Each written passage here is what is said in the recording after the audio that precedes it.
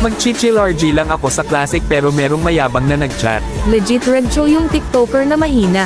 At parang familiar sa akin itong Cho ito ata yung TikToker na si Extro ang pangalan. Tapos meron pa siyang sinabi sa akin. Malakas ka ba baka di ka tatagos sakin? At dito guys pinakitaan niya agad ako ng galaw niya, tingnan nyo.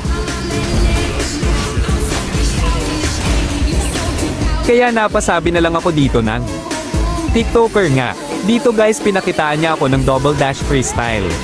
Sabay sabi sa akin ng Hindi ka kakasasakin.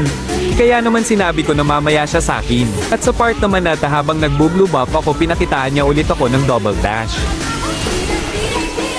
By the way guys, gusto nyo ba ng epic skin?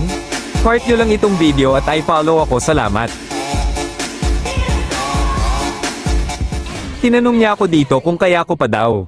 Tapos dito ay aambush niya sana ako pero buti na lang nasipa ko agad siya kaya siya pa yung nabigyan ko. Nubilis ng kamay. Hindi lang yan boy kasi meron pang iba. Kaya naman dito guys pinakitaan ko siya ng triple recall freestyle.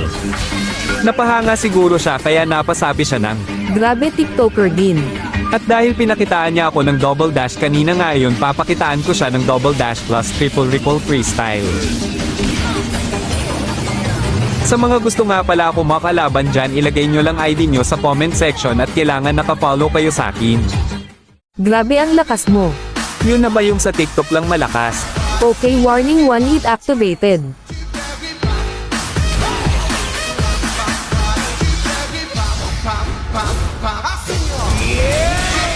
Grabe inispawn trap pa talaga ako nitong lokong ito. Hindi niya ata ako nakikilala. Masyado ka ng matilok. Ngayon hayaan nyo akong tanggalin ang angas nito. Makakatikim sa akin ito ng malupit.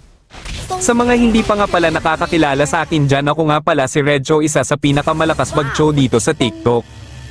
At kilalanin nyo nga din pala ako bilang the new Spawn Trap King. By the way guys, kung meron nga pala kayong kilala na malakas ay mention nyo lang siya dito at siya na ang isusunod ko.